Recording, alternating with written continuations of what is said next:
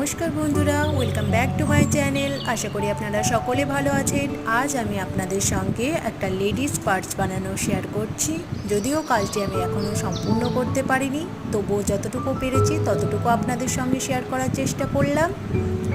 আমি লেডিস পার্সটা বানাতে নিয়েছি একটা উলের সুতো, একটু মোটা উলের সুতো দিয়ে নিয়েছি, আর নিয়েছি 3.5 mm এর হুক।